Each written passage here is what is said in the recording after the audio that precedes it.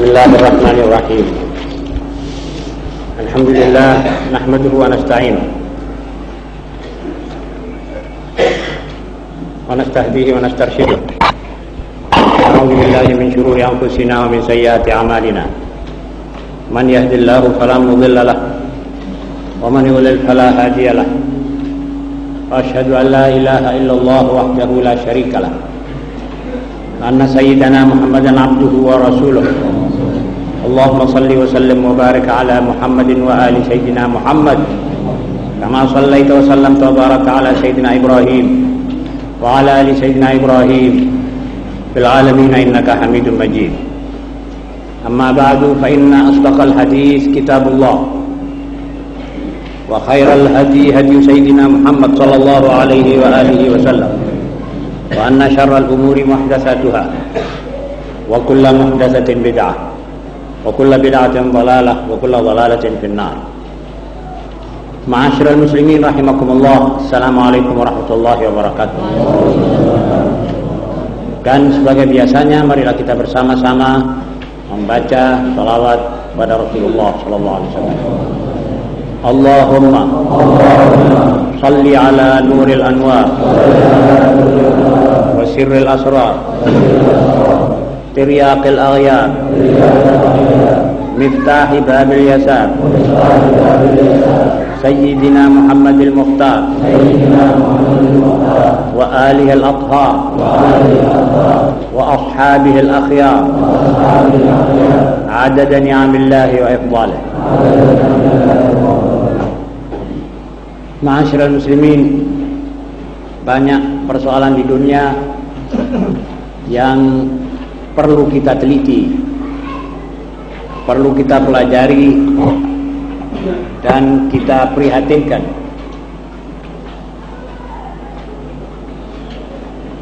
Supaya apa? Supaya kita lebih dekat kepada Allah, lebih kuat keyakinan kita, dan lebih mengerti kebesaran-kebesaran Allah.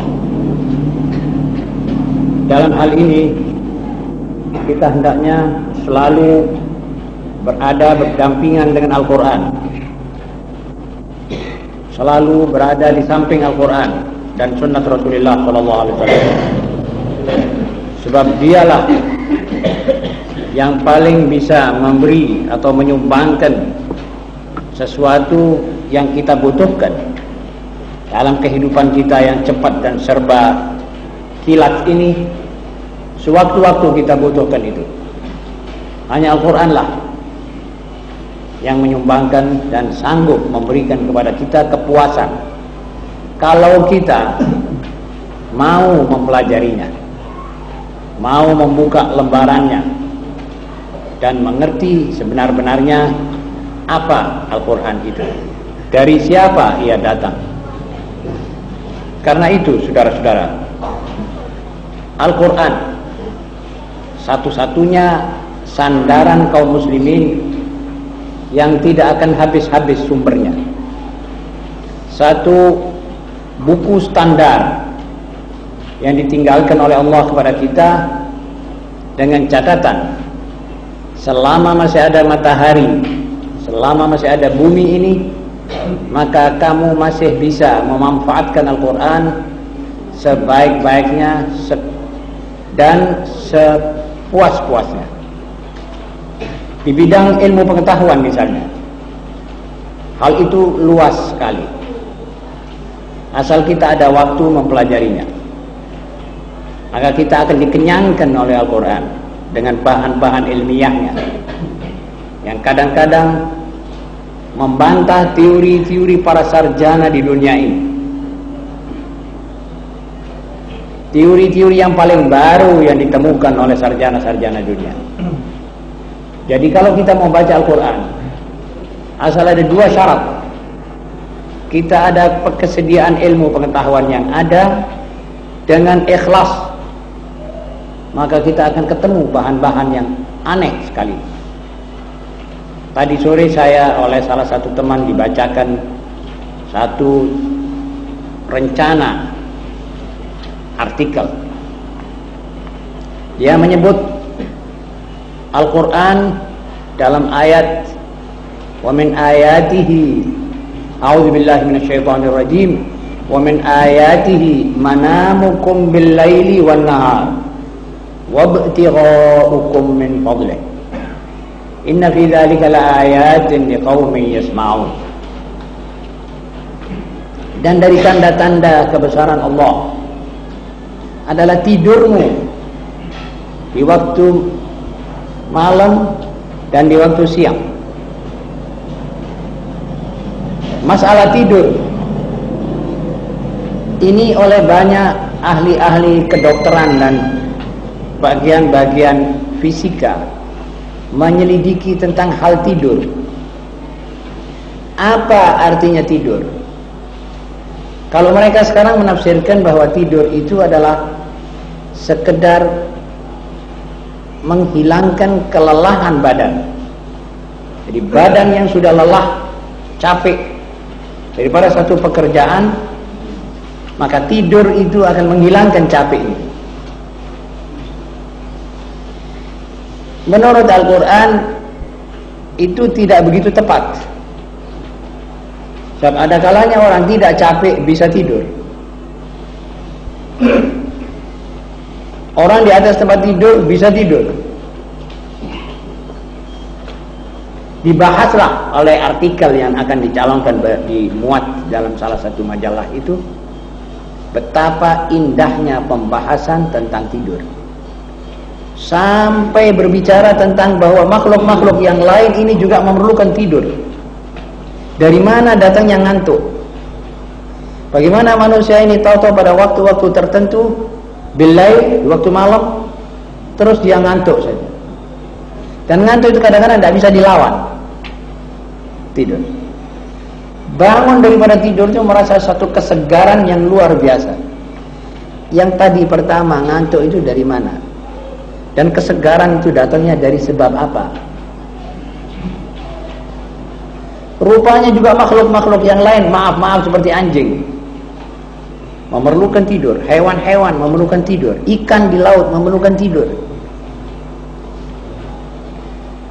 Di Soviet dicoba, di negeri Rusia dicoba, anjing yang tidak dikasih makan sama sekali, tapi tidur diberi kesempatan. Dan anjing yang tidak diberi kesempatan tidur, tapi makan minumnya dikasih. Rupanya yang anjing tidak dikasih tidur ini tidak bisa tahan lebih dari 5 hari, mati. Tapi anjing yang dikasih makan, dikasih minum, bisa tahan 20 hari. Ini maksud Allah Subhanahu wa taala menggugah perasaan kita. Wa min ayati manamukum bil laili wan nahar. Jangan kita sembrono menerima nikmat tidur itu. Tidur itu kadang-kadang mau dibeli orang dengan harga 100.000, dia kepingin tidur satu malam, dia beli 100.000. Ini yang tahu, ini orang yang pernah kena penyakit-penyakit, yang pernah kena penyakit tidak bisa tidur. Dari itu, saudara-saudara, salah satu daripada ini, tanaman ini juga tidur. Bunga-bunga itu ada yang tidur, diam, lalu sesudah dia bangun dari tidur kira-kira jam 3 sore, malam, jam 3 malam, mekarlah bunga-bunga itu, atau semi-seminya itu mekar, bangun ya. Min ayatillah subhanahu wa ta'ala. Ini di bidang ilmu pengetahuan, di bidang ilmu fisika atau ilmu eksakta. Begitulah Al-Quran menggugah perasaan umat manusia untuk belajar tentang hal ini semuanya. Dan banyak lagi hal-hal semacam itu dalam Al-Quran yang bisa kita pelajari, dan kita akan temukan ilmu pengetahuan yang luar biasa. Jadi kadang-kadang Al-Quran tidak cocok dengan pendapat sarjana ini, dan pendapat mereka inilah yang harus dikoreksi. Al-Quran tetap. Ma'asyiral muslimin,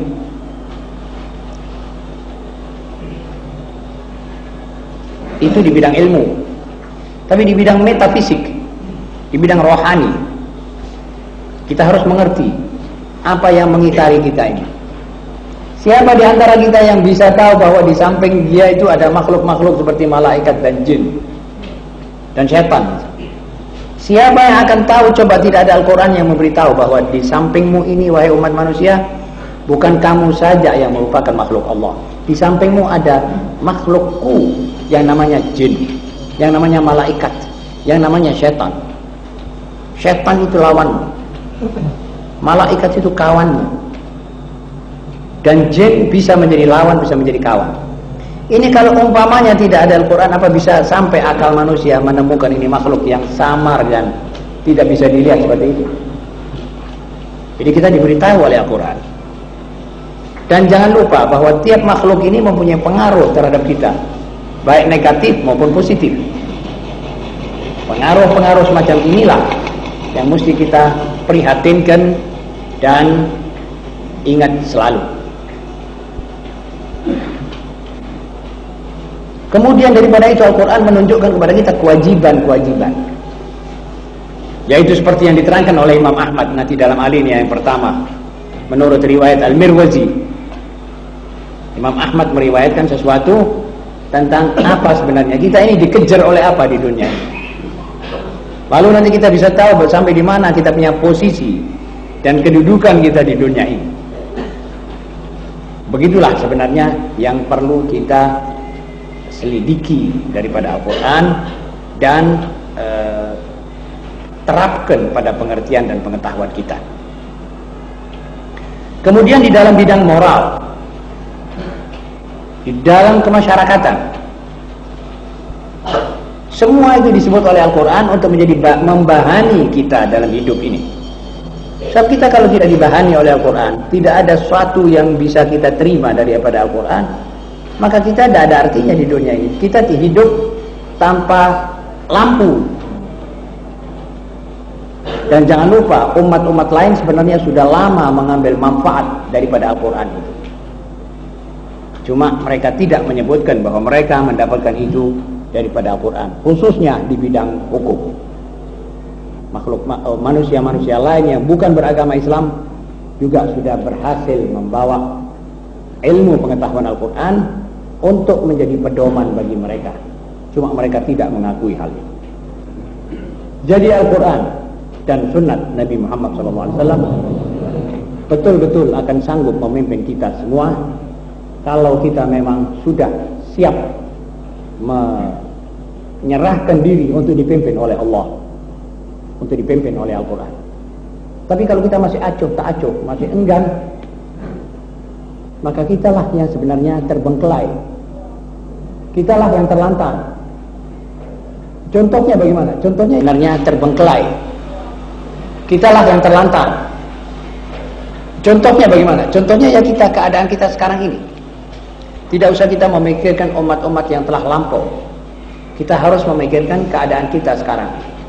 Karena kita tidak lagi berpedoman kepada Al-Quran, kita tidak lagi berorientasi dengan Quran dan berkonsultasi dengan Quran, maka kita sekarang ini ketinggalan dalam segala-galanya. Ketinggalan dari A sampai Z. Tidak ada sama sekali kemajuan yang kita capai. Tidak ada sebab lain, sudah diselidiki oleh ulama, sudah dibahas oleh ahli-ahli pikir Islam.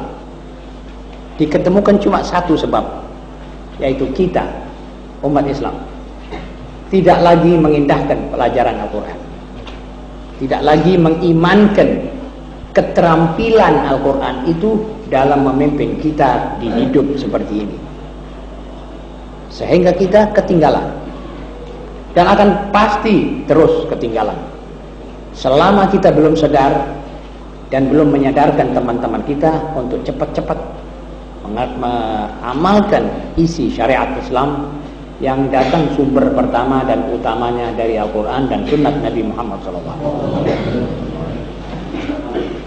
Marilah kita sekarang mulai melihat alinea pertama. Qala al-Mirwazi, dakhaltu ala al-Imam Ahmad faqultu lahu kaifa asbaht,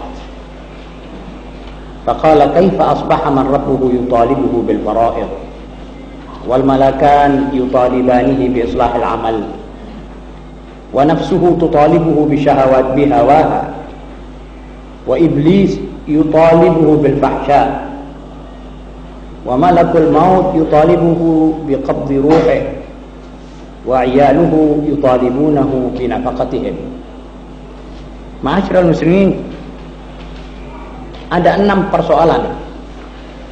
Waktu Imam Ahmad ditanya oleh muridnya Al-Marwazi, beliau menjawab, ditanya bagaimana kabar Tuhan, bagaimana kabarmu, kaifa asbahta, yakni di waktu pagi ini bagaimana keadaanmu. Dia bilang, keadaannya apa lagi, keadaan manusia yang bagaimana sekarang ini? Ya, keadaan manusia yang dikejar-kejar oleh kewajiban-kewajibannya terhadap Allah. Allah menuntut daripadanya untuk beribadah, untuk mengerjakan kewajibannya terhadap Allah. Kemudian bukan itu saja, kata dia, 2 malaikat yang di samping kanan dan kirinya selalu menuntut supaya dia memperbaiki tingkah laku dan amalannya. Kemudian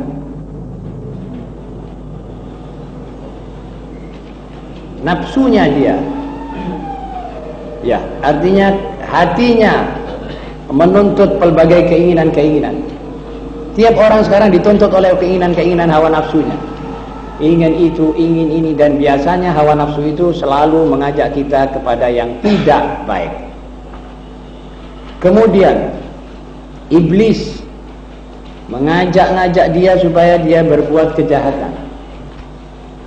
Kemudian malaikat mati, Israel, mengejar dia untuk mencari, mengambil rohnya. Dan keluarganya mengejar-ngejar minta belanja. Inilah keadaan seorang manusia hidup di dunia. Jadi ini kanan kirinya itu mengitari dia begitu. Malaikat maut menunggu, mengejar dia. Jadi kalau kita jalan ke depan, dia ikut ke depan. Ke belakang, dia ikut ke belakang. Artinya dia mengejar, menuntut supaya selesai pekerjaannya terhadap kita. Keluarga menuntut belanja. Nafsu minta dituruti syahwat-syahwatnya. Iblis mengojok-ojoki kita supaya kita berbuat kejahatan. Dan kedua malaikat supaya kita memperbaiki amal, memaksa kita dan menyuruh kita supaya kita punya amal kita perbaiki. Dan Tuhan sendiri yang pertama-tama dan yang paling penting menuntut supaya kita melakukan ibadah sebaik-baiknya, seikhlas-ikhlasnya, tidak ada riya, tidak ada ujub. Beginilah keadaan seorang manusia. Kalau sudah begini, apa yang mesti dia kerjakan? Kalau kita semuanya kira-kira sudah dapat memahami ini, dan kita merasakan bahwa kita juga dikejar oleh 6 perkara ini, 6 apa 7? 6 ya, 6 perkara, maka sebenarnya tidak ada pilihan buat kita sekarang kecuali kita menghadapi dunia ini dengan waspada dan dengan hati-hati. Kita harus menghadapi dunia dengan kesadaran dan pengertian yang cukup akan kewajiban dan tugas yang sebagaimana merupakan konsekuensi daripada tuntutan tadi itu. Jadi kalau ada tuntutan seperti tadi, maka sudah pasti harus ada suatu keikhlasan untuk kita berkorban atau beramal yang soleh dalam menghadapi masalah-masalah yang dituntutkan kepada kita itu tadi. Jika tidak, maka kita rugi. Maka kita akan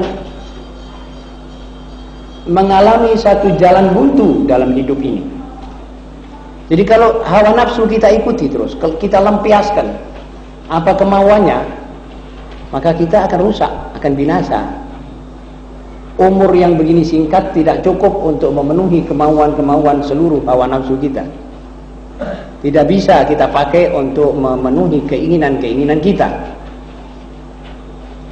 Kalau kita misalnya meninggalkan amal soleh sebagai tuntutan Allah kepada kita, maka kita akan ditinggalkan oleh Allah Subhanahu wa taala kepada diri kita sendiri, dengan diri kita sendiri. Kalau kita tidak sholat, padahal Allah menuntut kita supaya kita beribadah, kita tidak sholat, berarti kita sudah mulai masuk di dalam satu arena perkelahian dengan diri sendiri dan pertentangan dengan otak dan pikiran kita sendiri. Akhirnya kita rusak juga. Itulah yang pertama. Ma'asyiral muslimin. Jadi dari alinea yang pertama ini kita harus waspada. Harus tahu apa kewajiban kita. Harus mengerti betul-betul apa yang menuntut kita. Sehingga kita tidak hidup berjingkrak-jingkrak kesenangan saja, tidak tahu apa kewajibannya dan bagaimana itu maut mengejar kita. Sebagai contoh, lihat ini jamaah haji yang pulang. Mereka senang akan ketemu dengan keluarganya. Yang di Indonesia tentunya sudah menunggu. Ada yang menunggu dengan panitia-panitia penyambutan. Ada yang menunggu dengan macam-macam kemeriahan. Mereka sudah puas sesudah melaksanakan ibadah haji. Tiba-tiba maut mencengkram mereka. Malakul maut yutalibuhum biqabdi arwahihim. Dan matilah mereka dalam keadaan baik, tapi syukur bahwa kesudahan khatimahnya ini kesudahan baik. Ada yang seperti begitu dalam keadaan tidak baik.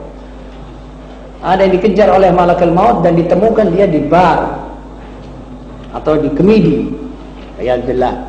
Ada dimasuk dia duduk-duduk di baduk sambil rokokan. Ditemukuk sama malakul maut dan selesai dia. Jadi masalahnya, masalah malakul maut itu betul. Apa yang dikatakan oleh Imam Ahmad ini. Imam Ahmad tidak melebih-lebihkan. Malakul maut yutalibuhu biqabdi ruhi.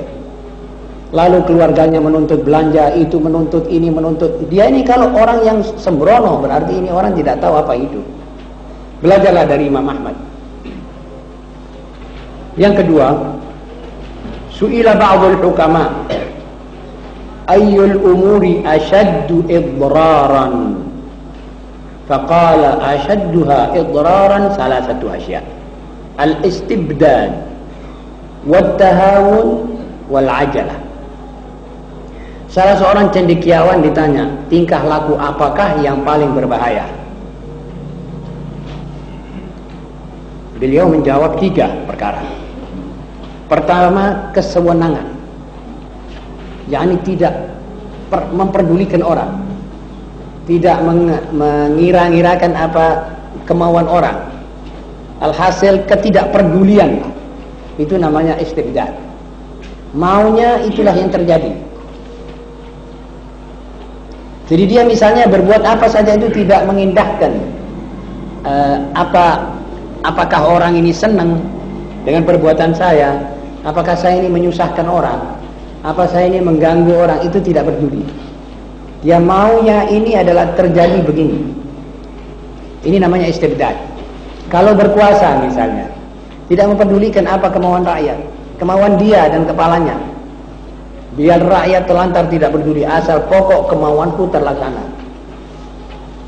Di dalam keluarga dan berumah tangga juga istibdad, artinya yang laki atau yang perempuan menentukan dia punya kemauan tanpa mengindahkan kepentingan yang lain. Itu namanya istibdad. Ini paling besar bahayanya. Kalau tidak bahaya yang kita lihat sekarang terasa, bahaya-bahaya di balik latar hidup ini juga mesti ada.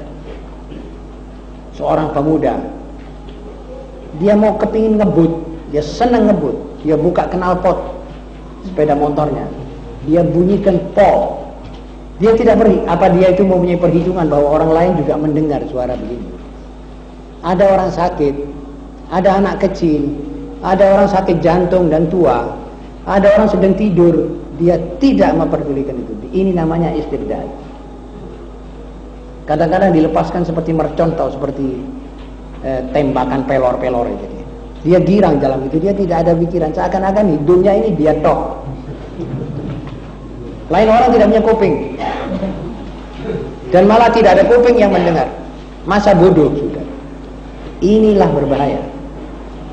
Kemungkinan berbahayanya kepada dia, kalau dia umpamanya ngeliwati kampung di mana orang soleh banyak dan mendoakan, tidak lama orang itu. Dia du'aul mazlum laisa bainahu wa bainallahi hijab. Kalau orang teraniaya, orang soleh bangun malam tidur, baru tidur sang pengebut jalan dengan suara ledakan-ledakan kayak jet yang di atas itu, tanpa memperdulikan dia orang itu terkejut, dia senang. Sepi, dianggap dunia ini sepi.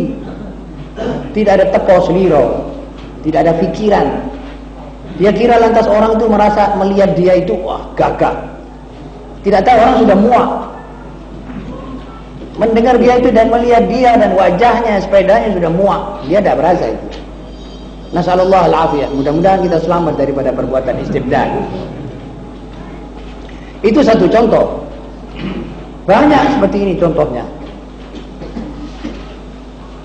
Yang kedua, at-tahawun. Tahawun itu sembrono. Sembrono dalam segala hal tidak baik. Pasti akibatnya tidak baik. Saya tidak menemukan bahasa Indonesia sembrono itu apa yang tepat. Jadi saya kira sembrono ini sudah tepat kita mengerti ya. Sembrono itu artinya seperti sesuatu perlu kita perbaiki, kita tidak perbaiki, kita sembronokan. Dalam mobil misalnya, ada satu onderdel tidak tepat tempatnya atau tidak baik. Mestinya cepat-cepat kita perbaiki, kita sembrono, nanti saja, besok saja, minggu depan saja. Akhirnya membawa kecelakaan. Tidak boleh sembrono, apalagi hidup. Sembrono dalam hidup lebih berbahaya lagi. Sebab kalau kecelakaan mobil membawa kita mati, mati itu bisa juga kita dapat husnul khatimah. Karena kita orang baik, karena kita sholat tidak pernah tinggal, puasa tidak pernah tinggal. Jadi orang baik, mungkin kematian itu menyebabkan kita cepat masuk surga. Ya tidak begitu ditakuti mestinya. Tapi yang berbahaya itu kalau sembrono di bidang rohani, sehingga kelakuan ini membawa kita mati su'ul khatimah. Sudah dikasih tahu bahwa keadaan ini buat kamu adalah merupakan sesuatu yang haram. Sembrono macam-macam. Menyimpan bahan-bahan peledak misalnya di tempat-tempat umum. Sembrono. Kita bukan ahli dalam soal ini. Tahu-tahu satu waktu meledak gitu. 3-4 ribu jenazah sekaligus dibawa oleh kaum muslimin. Ini sembrono. Jadi asyaddul asya idraran, ini sembrono. Orang yang menyimpan bahan peledak itu mestinya orang insinyur bagian kimia, teknik mengerti. Ada satu orang tanya, saya mau muat suket basah. Saya muat kayak hewan, kata dia. Saya ini ada 40 atau 50 ekor sapi dari Waingapu mau dimuat ke Surabaya. Saya mau muat suketnya sekali. Iya boleh. Tapi kalau suket basah tidak boleh. Suket kering boleh. Lah kok aneh? Iya kalau basah terbakar, dipalkan. Aji. Saya bilang kalau begitu ini terbalik. Saya punya tahu kalau kering yang terbakar. Dia bilang kering tidak. Saat itu air sudah tidak ada. Air itu yang menyebabkan api terbit. Baru dia tahu. Rabbi zidni ilma. Jadi jangan sembrono. Yang ketiga, keburu-buru, al-ajalah. Memang wataknya manusia ini ya minta segala-gala itu cepat. Wa khuliqal insanu ajula. Tapi kalau ada dalam keadaan nikmat tidak sedar. Misalnya dia punya badan segar, tegap, kuat. Tidak pernah bilang alhamdulillah. Tidak pernah dipakai badan yang kuat itu untuk bangun malam hatta 1 malam. Tidak pernah dipakai puasa Senin Kemis walaupun buat 1 minggu, satu minggu saja, 1 pekan saja. Tidak pernah dipakai untuk sesuatu yang baik. Dipakai terus untuk maksiat.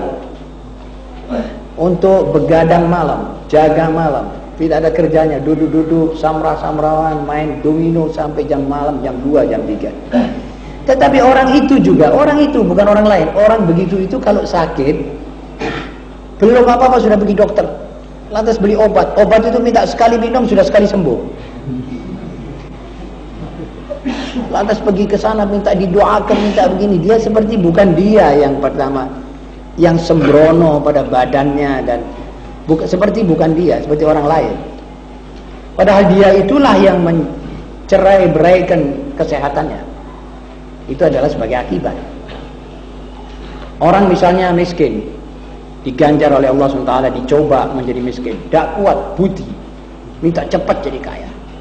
Kadang-kadang tidak kuat karena dia kepingin cepat, dia ambil haknya orang, dia korupsi, dia utang tidak bayar, niatnya sudah tidak bayar, lalu dia pinjam hak orang dipakai. Ini orang tidak betah, buru nafsu.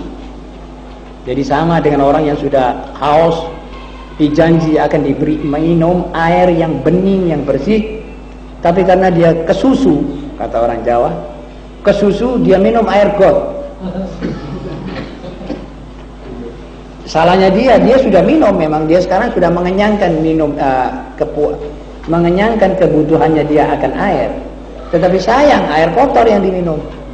Coba dia tunggu sebentar, dia dapat giliran dipanggil untuk dapat 1 gelas air bersih dan yang dingin, baik. Tapi tidak kuat. Manusia ini perlunya yang kanti, sabar, jangan kesusu-susu. Dan inilah penyakit umat manusia. Makanya Allah Subhanahu wa taala dalam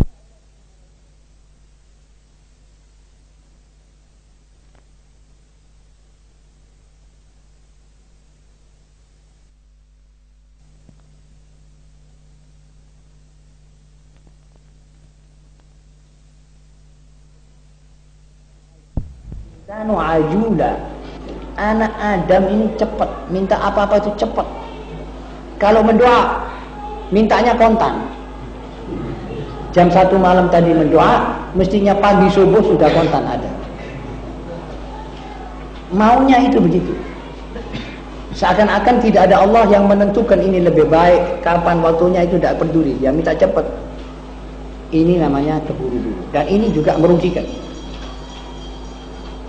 Sampai kepada masalah-masalah pertanian. Sekarang kaum tani sudah tidak tunggu sampai itu buah masak betul, 1/4 masak sudah diturunkan. Dan kepingin supaya ini kelihatannya baik, dikukus, dikasih asap, maka kates itu kelihatan kuning seperti suluan betul, padahal anyep, tidak ada rasanya, belum tua. Mangga dikemerotok, diturunkan semua, belum waktunya. Ya mungkin dia takut dicuri orang, mungkin takut dimakan burung, mungkin apa ya, manusia kepingin dia dapat itu hasil. Akhirnya dia keluarkan barang yang tidak sempurna. Dan begitulah semua keadaan yang ada sifat al-ajalah, pasti di belakangnya ada an-nadama. Fil ajalatin nadama. Lalu kemudian ditanya pula, wa ma ashadduha ta'yidan, wa ma ashadduha ta'yidan. Qala musyawaratul ulama wa tajribatul umur wa husnut tasabbun. Katanya apa sekarang sebaliknya, supaya apa yang paling menguatkan manusia punya posisi? Jawabnya itu orang 3. Yang pertama musyawarah dengan ulama, dengan orang-orang yang berpengetahuan. Musyawarahlah, jangan berkesenangan, jangan senang-senang. Musyawarahlah apa yang kamu ingin perbuat, apa yang kamu ingin kerjakan. Musyawaratul ulama, dan memanfaatkan pengalaman-pengalaman sendiri. Kita ini ada banyak pengalaman yang sudah pasti kita kerjakan dan kita rasakan atau kita alami. Tetapi jarang sekali di antara kita yang mempergunakan pengalaman ini sebagai bahan pelajaran. Pengalaman banyak, tetapi sedikit yang memanfaatkan pengalaman-pengalaman itu. Sayyidina Ali radhiyallahu taala anhu berkata, "Ma aktsar al-ibar wa aqall al-i'tibar." Alangkah banyaknya pengalaman-pengalaman, tetapi sayang yang memanfaatkan pengalaman ini sedikit. Jadi banyak orang bisa berbicara, tapi yang konsekuen menetapi apa yang pembicaraannya itu sedikit. Karena itu Kita ambil saja garis pokok yang dimaksud oleh ulama ini, musyawarah lah kepada orang-orang yang berilmu pengetahuan dengan ulama. Alhamdulillah, di mana-mana saja ada orang-orang ulama, ada orang-orang yang berpengetahuan. Kepada mereka itulah kami minta pendapat-pendapat mereka. Dari hasil pengertian dan pengetahuan mereka itulah kita ambil sebagian untuk kepentingan kita punya masalah yang kita akan musyawarahkan itu. Sampai Rasulullah SAW bersabda, "Ma khaba man istasyar." Tidak akan menyesal, tidak akan kecewa orang yang bermusyawarah. Misalnya dia mau kawinkan anaknya, dia mau berdagang dengan si A, dia mau berangkat ke satu tempat, itu dia mesti, kalau dia mau selamat, mau ingin mendapatkan hasil yang baik, dia harus bermusyawarah. Jadi dia musyawarah dengan orang-orang yang mengerti masalah.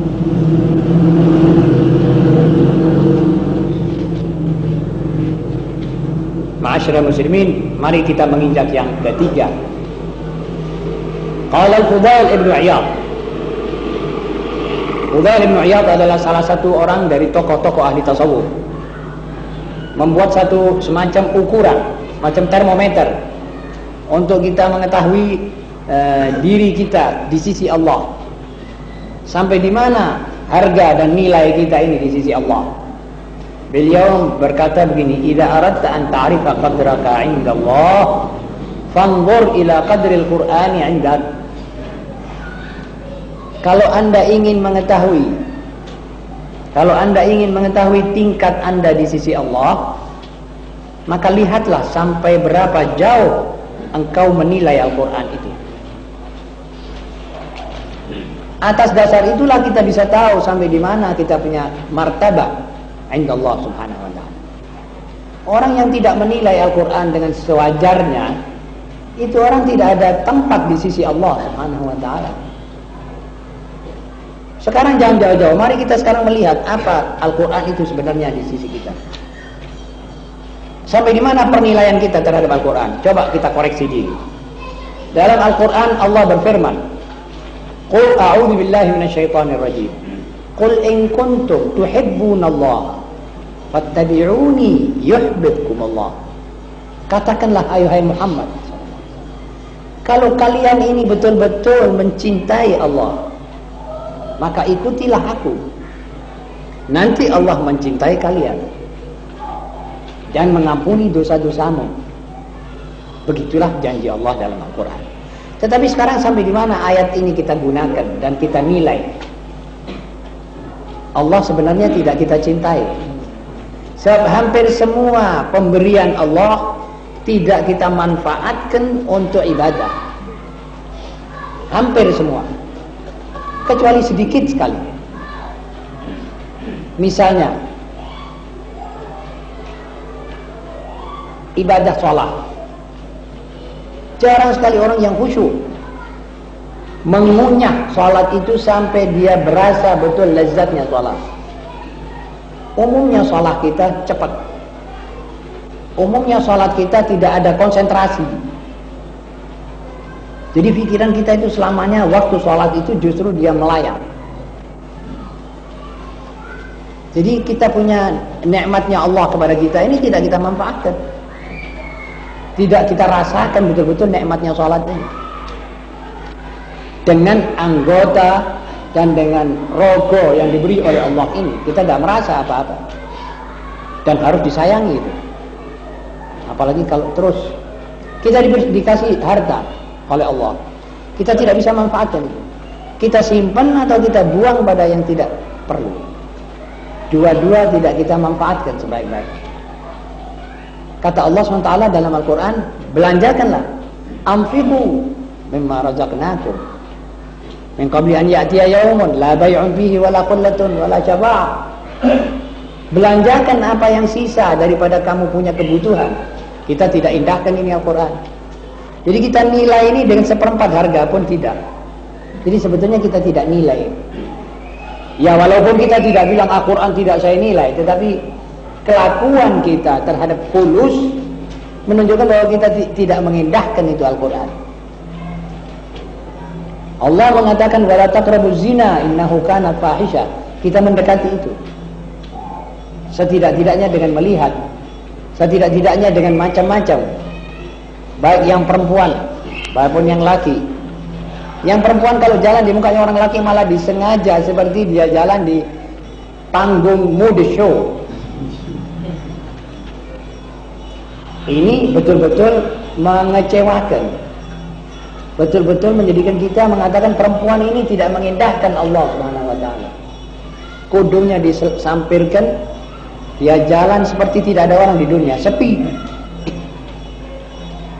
Seperti dia baru keluar dari jeding saja. Ma'asyiral muslimin, ini sebenarnya mengecewakan. Dan ini kita saksikan saban hari. Perempuan ini kalau kita tanya sama dia nilainya ayatul hijab yang di dalam Quran itu kau kemanakan? Kon buat non di ayat hijab itu diakui apa tidak? Nah, kalau bilang saya Kristen, ya sudah. Bismillahirrahmanirrahim sudah. Kita pakai hukum Kristen. Betul saudara? Ini tidak, masih mengaku muslimat. Lalu kata Imam Ahmad, kata Fudail, nilainya Quran sama kamu itu di mana? Kalau begini, artinya Quran tidak kita nilai sama sekali, ya kita buat. Nah kalau kita membuang Al-Quran, tahu sendiri dunia ini dengan seisinya membuang kita.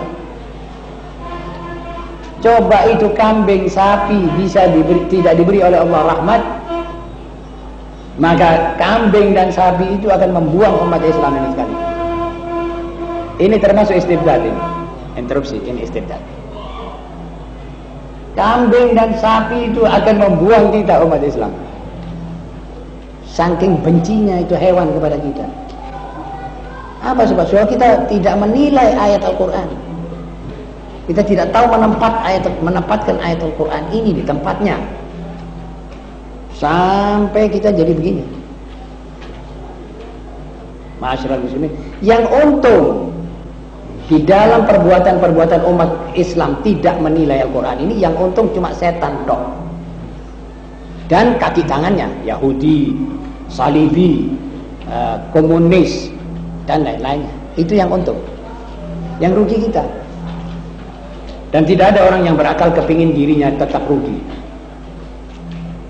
Ma'asyiral muslimin rahimakumullah. Dalam rangka ini Sayyidina Utsman bin Affan berkata, lihat alinea yang keempat, lau tahurat qulubukum ma syabi'tum min kalami rabbikum. Utsman bin Affan berkata, andai kata hati kalian bersih, maka kalian tidak akan kenyang daripada mendengar firman Allah. Tahukah kita saudara-saudara, firman Allah ini kalau kita baca, buat orang yang hatinya bersih, wadah hatinya ini bersih, dia semakin kepingin membaca Al-Quran, tidak mau berhenti rasanya. Tapi coba kita catat, orang yang hatinya kotor, dia kalau baca Quran itu satu mukra saja sudah mau berhenti. Ini masing-masing mengoreksi dirinya. Tidak usah kita menunjuk kepada orang lain. Masing-masing kita menilai kita punya diri. Kalau kita membaca Al-Quran, berasa kepingin terus membaca, semakin banyak kita baca, semakin senang. Itu tandanya kita punya hati ini bersih. Asal jangan ada riya.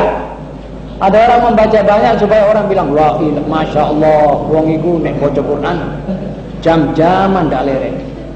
Saking wali nih wong iku, barangkali dia kepingin digitukan orang, itu bacaan afkir, tidak ada hatinya. Tapi kalau kita memang membaca Quran memang dari hati dan merasa bunga dan senang membaca Quran, tandanya kita punya hati ini bersih. Dan tidak kenyang-kenyang kita membaca Quran atau mendengar Quran.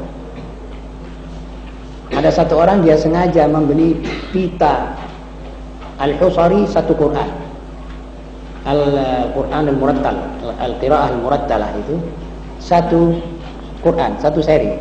Kalau habis dia putar lagi, habis putar lagi. Kesenangannya itu. Jadi pita-pitanya di rumah itu Ya pita-pita bangsanya itu. Sedang kadang-kadang kita masuk rumahnya orang, kita lihat 2 keranjang pita, itu pita yang tidak baik. Pita-pita porno, lagu-lagu hipis dan lain-lain. Ini bedanya antara yang orang yang bersih hatinya dengan orang yang penuh dengan syahwat dan kekotoran.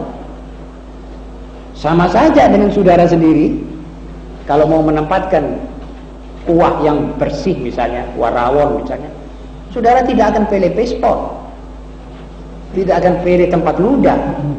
Betul? Tidak ada orang menaruh kopi susu di pengidol. Apa sebab?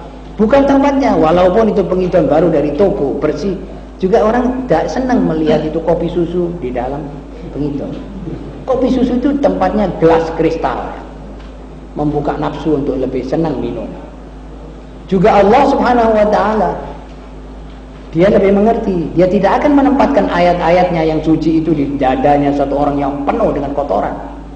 Artinya dengan benci, dengki, hasud, dan sombong dan lain-lainnya. Tidak mungkin Allah SWT keliru menempatkan Al-Quran menjadi kesenangan hatinya orang yang begitu itu. Karenanya kata Sayyidina Utsman bin Affan, lau, andai kata, lau itu jikalau hatimu ini bersih, maka kamu akan merasa nikmat mendengar Quran dan membaca Quran. Ya kita sekarang ya cuma tanya saja, saya ini sekarang ini bagaimana? Senang apa tidak membaca Quran? Kalau senang ya insya Allah hati kita betul-betul bersih. Betul saudara-saudara? Mudah-mudahan kita yang hadir ini semua dan yang hadirat, hati kita termasuk hati yang bersih. Sehingga kita kalau baca Quran itu bunga, seperti kita mendapatkan sesuatu yang menggembirakan. Amin ya rabbal alamin. Saudara-saudara, saya kira apa yang tertera dalam 4 alinea dalam diktat yang judulnya Iman dan Kelakuan telah saya komentari seperlunya. Barangkali setelah ini ada penuh dalil. Rasionya manusia ini pro saudara, pro Quran saudara. Kenapa mesti ada ikrah? Itu sebabnya Nabi Allah SWT melarang kita pakai sistem ikrah. Tidak perlu itu. Kalau saudara punya berlian air laut besarnya seperti telur ayam, tidak usah saudara pakai tawarkan dengan paksa. Sudah, orang kalau lihat ini mampu dia mesti beli. Sudah bicara sendiri, dia mempropagandakan dirinya sendiri.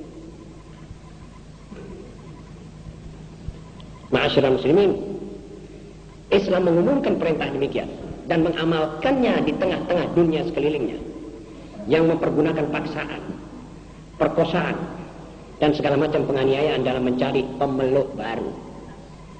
Kaum Quraisy di Mekah menganiaya Bilal, Ammar, Sumayyah, dan ratusan kaum muslimin yang memilih Islam dengan sukarela.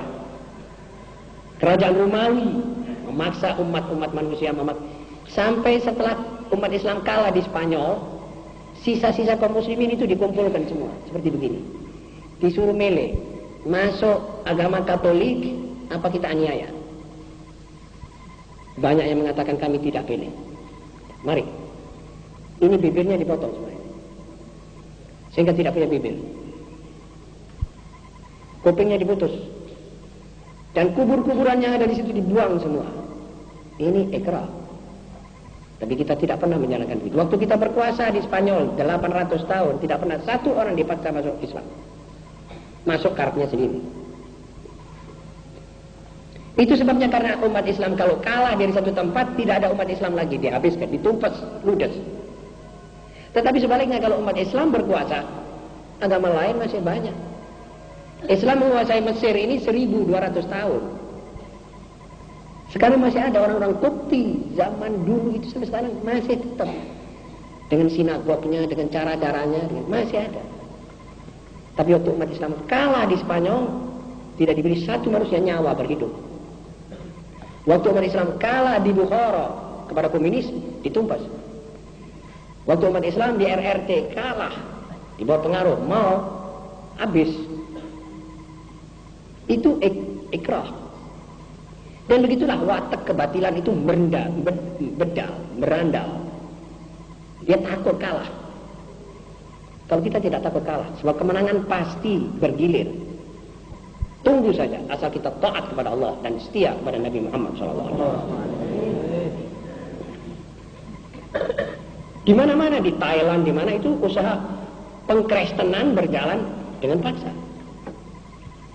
Perusahaan besar misalnya mengadakan satu rasionalisasi pemecatan besar-besar terhadap kaum muslimin, lalu sesudah dipecat dengan alasan itu dan ini, bentar lagi para penginjil liwat mendatangi, kamu kerjanya apa, kenapa kau nganggur. Ya sudah tenang, orang baru dipecat, sudah ada understanding, tahu-tahu sudah masuk. Masyarakat muslimin, hal-hal semacam ini banyak yang terjadi. Yang aneh itu dalam berita majalah Tempo, saya sendiri tidak baca, ada orang menyampaikan kepada saya tanggal 18 November, catat saudara, bahwa ada satu SD namanya SD Empress Kaliboto Jatiroto. Di situ dikatakan uang Amerika itu menyerempet ke situ, di Jatiroto, nyerempet ke situ. Namanya itu SD Dana Bantara. Jumlah muridnya 240. Kepada mereka dibagi-bagi anggota kartu yang bertulisan di atasnya Christian Children Funds. Jadi anak-anak Kristen punya funds. Jadi itu anak-anak dipotret, kirimkan sana, nanti datang uangnya dari Amerika. Setiap anak dapat 3.000. Yang 500 ditabung, yang 2.500 dikasihkan di Jatiroto. Masyarakat muslimin, orang sekarang bertanya, apakah SD Empress ini bercokol di tengah-tengahnya Zending? Malah ada orang yang lebih cerdas mengatakan, iya ya, kenapa Empress ini kok milih tempat yang sepi-sepi? Jadi usaha pengkristenan kita punya anak-anak ini berjalan di mana-mana. Maka itu saya bilang, saudara, jangan ketawa, jangan orkes-orkesan, jangan mendengar apa-apa. Saudara prihatin kepada Allah menyelamatkan kita punya generasi ini. So berjalan begitu, ayah-ayahnya tidak mengerti. Pokok anaknya dapat 2.500 tiap bulan, anggapnya satu sumbangan. Ma'asyiral muslimin, yang lebih aneh dari segala keanehan, sifat-sifat keberandalan waktu SK nomor 70 dari Menteri Agama, yaitu Bapak Jenderal Alamsyah, menentukan bahwa duit yang diterima, sokongan-sokongan yang diterima dari luar negeri untuk organisasi agama di Indonesia harus melalui Kementerian Agama. Dan yang kedua, SK nomor 78 atau 77 mengatakan bahwa kalau orang sudah beragama, jangan dipropagandai agama lagi, jangan ditumpang-tumpangan begitu, nanti akan membuat clash. Saya kira semua orang yang mengerti akan mengatakan itu wajar dan lumrah. Tetapi saudara akan terkejut melihat reaksi dari Dewan Gereja Indonesia yang diketuai oleh TB Simatupang, bekas Jenderal Purnawirawan, dan Mawi, Majelis Wali Gereja Indonesia yang diketuai oleh Kardinal Darmo Yuwono. Saudara-saudara, Kardinal itu terbang dari Semarang ke Jakarta untuk menandatangani surat kepada Presiden langsung supaya mencabut itu undang-undang itu. Dan Menteri Agama disalahkan, dipaitu.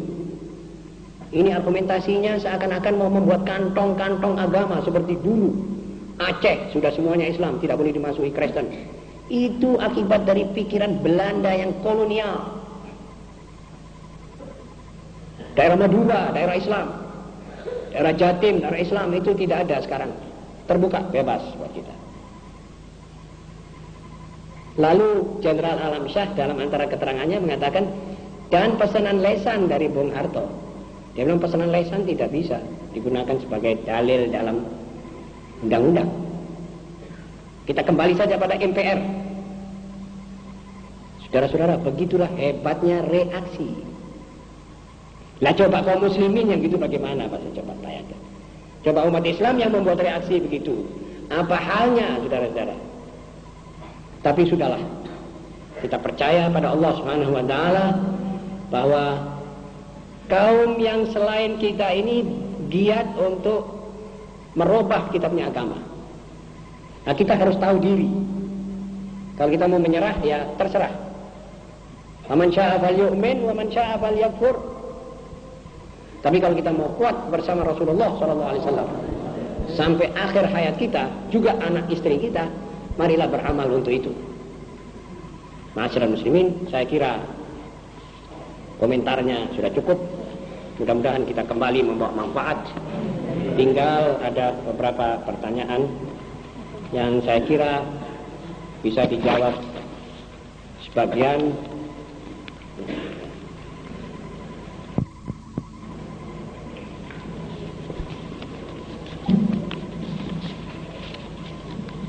Bismillahirrahmanirrahim. Untuk penjelasan dua masalah ayat Al-Quran di bawah ini. Pertama, laisa 'alal ladzina amanu wa 'amilus shalihati junahun fima ta'imu. Yang artinya, tidak ada dosa bagi orang beriman dan beramal soleh dan makanan apa saja yang dimakannya.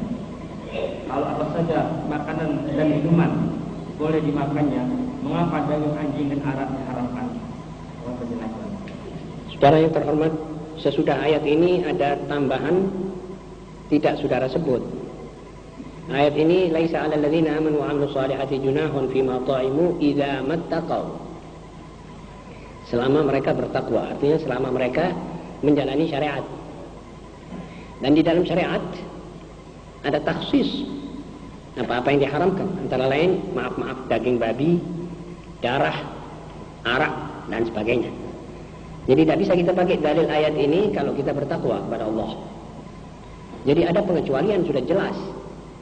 Daging babi, arak dan sebagainya dan sebagainya. Wa amma mengenai daging anjing, maka ada qaul sebagaimana saya katakan. Tapi saya kira saudara penanya dan kita semua ini belum merasa perlu makan daging anjing, sebab ayamnya masih banyak alhamdulillah dan kambing masih banyak. Apalagi kambing dipanggil sini enak rasanya. Buat apa kita pikir-pikir untuk bicara tentang anjing, ya? Saya kira tidak perlu itu. Masih banyak makanan yang lain. Silakan. Dan ayat yang kedua, walillahi al-masyriq wal maghrib fa aina ma tuwallu fatamma wajhullah. Yang artinya, dan kepunyaan Allah timur dan barat, dan kemanapun kamu menghadap itulah wajah Allah. Kalau begitu umpama kita sholat menghadap ke utara, selatan, barat dan timur, apakah boleh? Ini juga ayat ada taksisnya. Wa haitsu ma kuntum fawallu wujuhakum syatrah. Turun ayat ini sesudah ayat ini. Jadi ayat ini merupakan pengikat yang mengkonkretkan di mana arah tujuan. Jadi tujuan itu adalah Ka'bah. Dan disinilah maksudnya menguniformkan arah dalam ibadah. Jadi bukan saja kata-katanya dan bahasanya itu dalam ibadah kita sama, internasional. Jadi kaum muslimin di RRT, kaum muslimin di London, kaum muslimin di Indonesia, di Turki, di mana saja, kalau sholat mesti baca Bismillahirrahmanirrahim, Alhamdulillahi Rabbil Alamin, sama saja. Internasional, kesatuan bahasa, kesatuan arah Ka'bah, kesatuan cara. Tidak boleh ada orang sholat begini misalnya, melengkerik, tidak boleh. Jadi mesti begini. Dan waktu mengangkat tangan berapa kali di waktu sholat itu ditentukan, itu kesatuan upacara. Jadi 4 kali kita dibolehkan mengangkat tangan. Jadi waktu takbiratul ihram 1 kali. Kalau hendak rukuk 1 kali. Kalau mengangkat kepala dari rukuk, sami Allahu liman hamidah sekali. Kemudian bangun dari tasyahudul awal sekali. 4 kali. Bersatu semua. Dari timur sampai ke barat, dari selatan sampai ke utara. Jadi inilah yang dikatakan organisasi yang paling rapi di dunia. Menurut Sokolovsky. Ini organisasi perlu kita preteli sebab rapi sekali. Secara tidak sengaja, ini dunia semuanya ada satu bahasa, satu arah, dan satu cara dalam ibadah. Ini internasional. Tidak mudah mempersatukan internasional. Ya. Jadi di sini tidak saben waktu Nah, nanti ada waktu-waktu khusus, misalnya sembahyang sunat di tengah kendaraan, itu boleh saudara menghadap mana saja sesukanya, di mana itu kendaraan menghadap, saudara bisa menghadap.